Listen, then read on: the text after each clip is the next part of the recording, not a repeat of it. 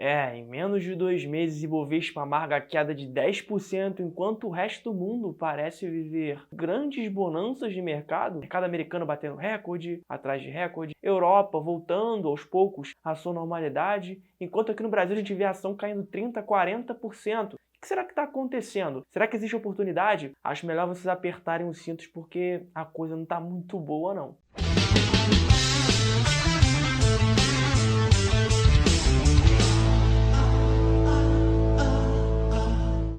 Sejam todos muito bem-vindos a mais um vídeo, senhoras e senhores, mas lamento informá-los que as notícias que eu vou dar nesse vídeo aqui parecem não ser muito boas para nós investidores. Mas isso a gente olhando pela ótica do problema. Será que se a gente olhar pela ótica da solução, a gente consegue extrair algo de valor, talvez oportunidade nessas grandes quedas? Deixa aqui embaixo nos comentários o que você está de olho, qual ação fundo imobiliária que você queria ter na carteira e não tem, mas que se continuar caindo você vai aproveitar, ou uma ação que já está descontada, algo que já está barato ao seu ver. Comenta aqui embaixo também. E não esquece de deixar o seu like, se inscrever no canal, se é a sua primeira vez por aqui. Seja muito bem-vindo, além de ativar as notificações, para não perder nenhum dos nossos próximos conteúdos.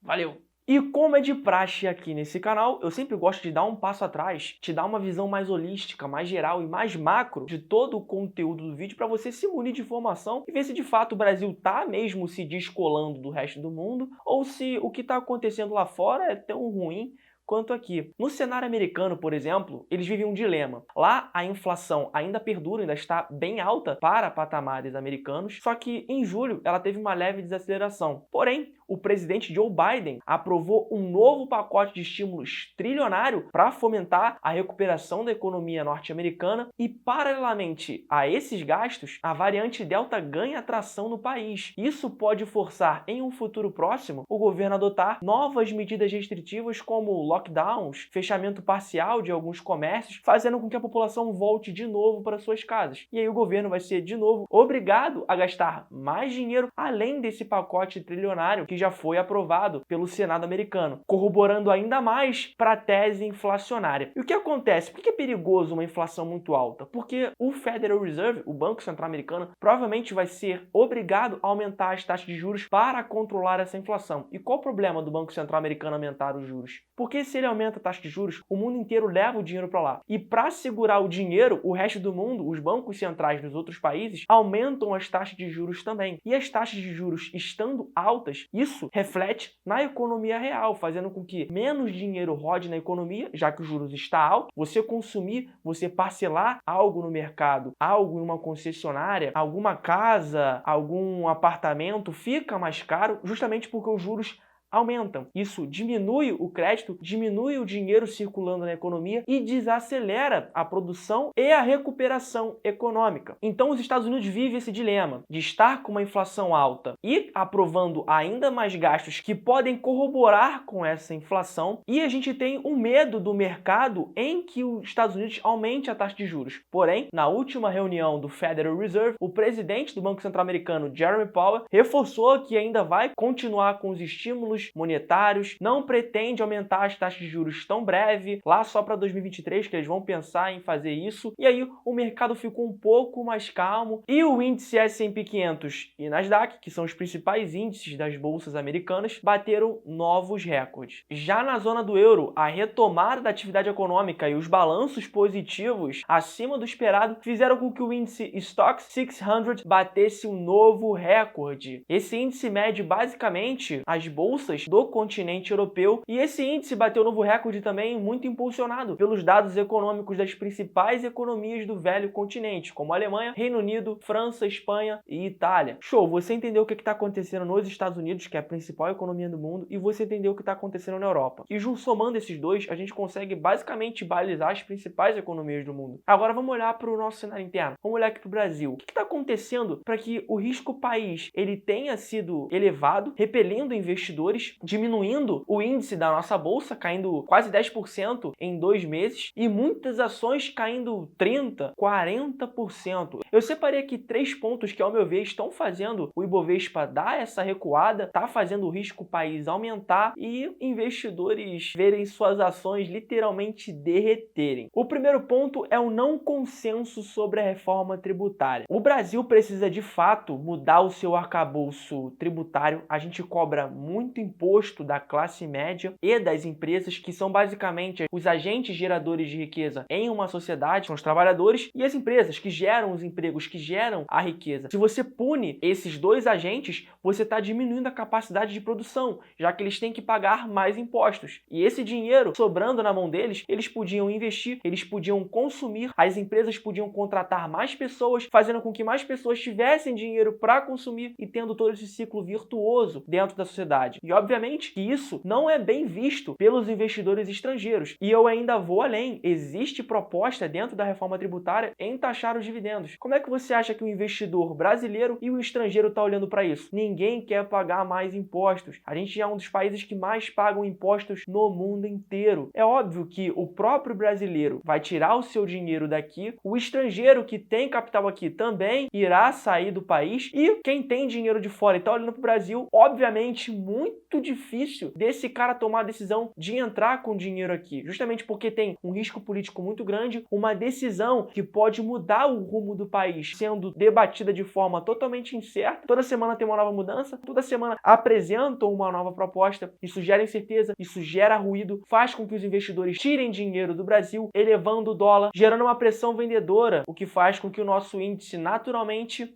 caia. O segundo ponto é o aumento do pagamento de precatórios no ano de 2022. Eu acho que vale a pena um vídeo só sobre isso, mas para não me estender muito, precatórios é uma dívida que o governo basicamente tem com a sua população, que foi definida, que foi julgada pelo judiciário de forma definitiva, ou seja, não tem como recorrer, o governo é obrigado a pagar isso. E no ano de 2022 já está previsto que o governo gaste só com precatórios 89 bilhões de reais, 34 bilhões acima do que é previsto para o ano de 2021. Ou seja, se o governo vai gastar muito mais com dívidas no ano que vem, o risco no furo do teto de gastos é iminente. Se você tem um risco muito grande no âmbito fiscal, isso eleva ainda mais o risco país. O terceiro ponto é o aumento das tensões políticas, dos conflitos, à medida que vamos nos aproximando das eleições de 2022. A gente vê a briga do judiciário com o executivo, o pedido do presidente Jair Bolsonaro em impeachment do juiz do STF, Alexandre de Moraes, e, na minha opinião, os investidores nem estão tão de olho nisso, mas sim do governo nesse último ano, nessa reta final, visando as eleições, tome uma guinada populista, comece a aumentar os gastos de maneira exacerbada, olhando para as eleições. E justamente o governo propondo essas medidas e, de fato, aprovando-as, o nosso risco fiscal, a nossa dívida PIB aumenta ainda mais, fazendo com que aquela recuperação econômica que a gente parecia que ia ver no primeiro trimestre desse ano, se concretizando no resto de 2021, fique cada vez mais longe. E qual foi o resultado de todos esses pontos que eu elenquei aqui? Foi basicamente o que eu mostrei no começo do vídeo. O Ibovespa, nesses últimos 2 meses, caiu cerca de 11,5% em dólares e em reais caiu em torno de 10%, enquanto que no mesmo período o S&P 500, o índice que mede e replica as 500 maiores empresas dos Estados Unidos, subiu cerca de 7%,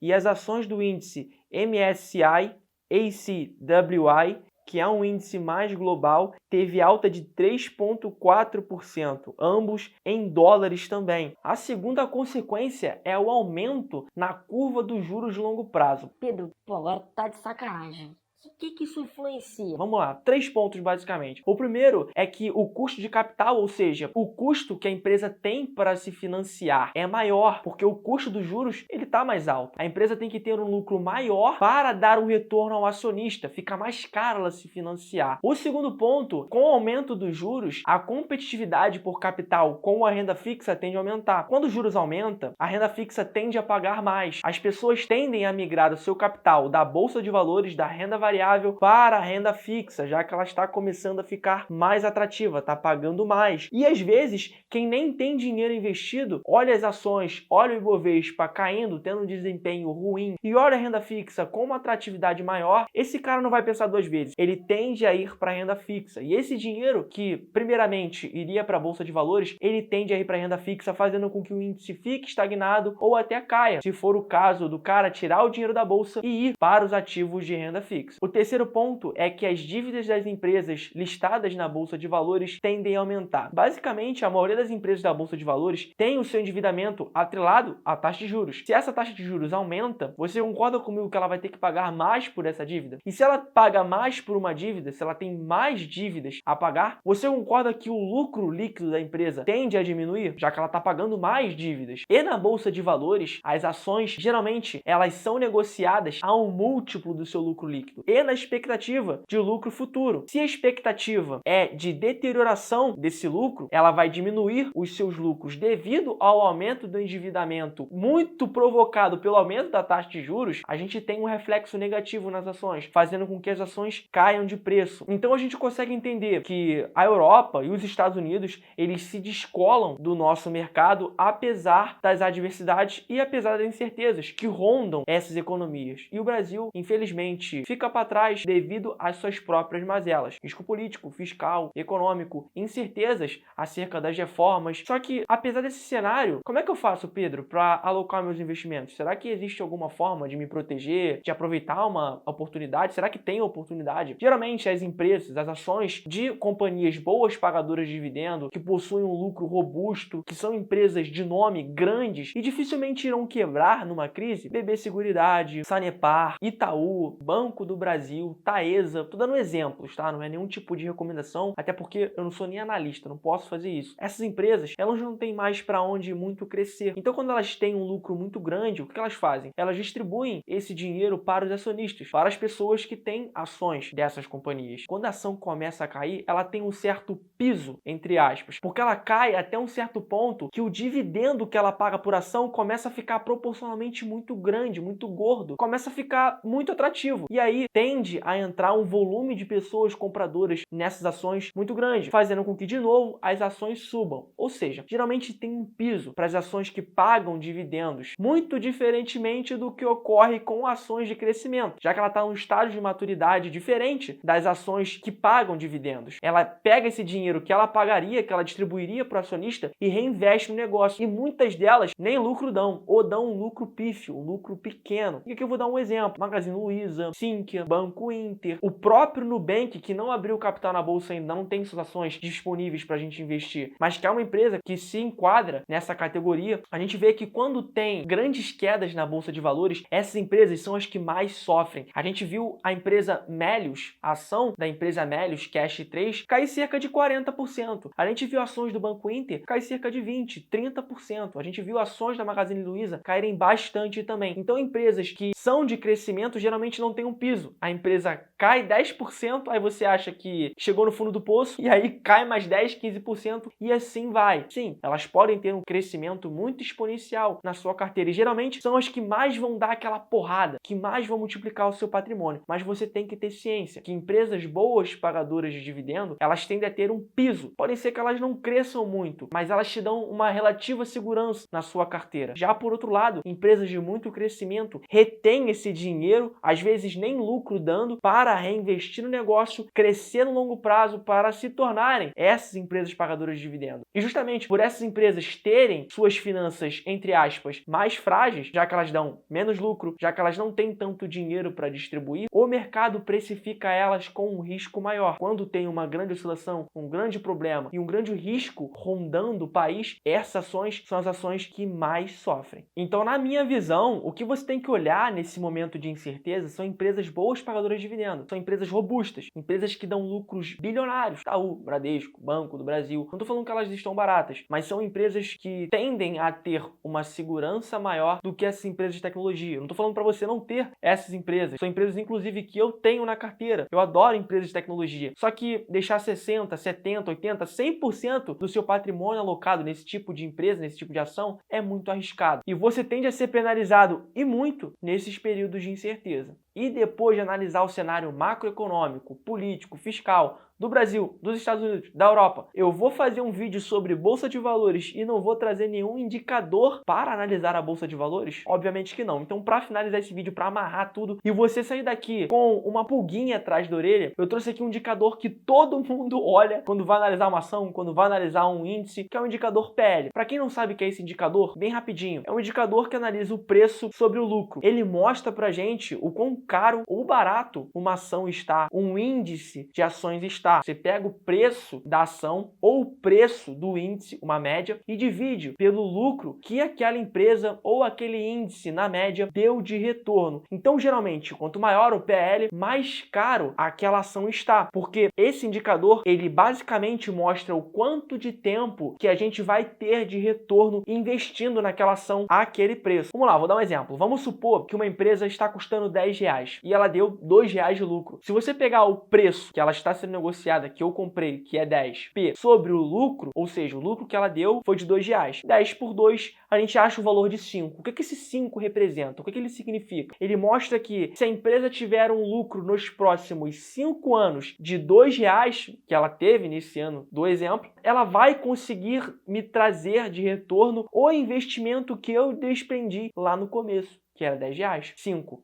vezes 2, a gente acha o valor de 10. Então, o que a gente procura é um PL cada vez mais baixo, que significa que o investimento nos trará um retorno mais rapidamente e pagará o nosso investimento inicial de forma mais acelerada. E aí, depois que você entendeu o que significa o PL, como que ele funciona, vamos olhar para o PL da nossa bolsa. O PL histórico do Ibovespa médio é cerca de 11,86 vezes. Só que sabe quanto é que está o PL atualmente da nossa bolsa? 6,9 vezes. Isso dá em torno de 70% abaixo da média histórica. E é algo que a gente não deve ignorar. E depois de olhar e analisar tudo isso que eu te mostrei, cenário macroeconômico global, a gente vê o cenário político, econômico, fiscal do Brasil, mas por outro lado, o índice parecendo estar barato, qual é a sua opinião? Você acha que esse risco Brasil, ele faz com que a Bolsa de Valores não esteja atrativa? Ou que esse PL está provavelmente representando uma oportunidade de compra? Qual é a sua opinião? A Bolsa está cara ou tá barata? Deixa aqui embaixo nos comentários e sem mais delongas, um grande abraço. Meu nome é Pedro Muciolo e esse é o Multivalor.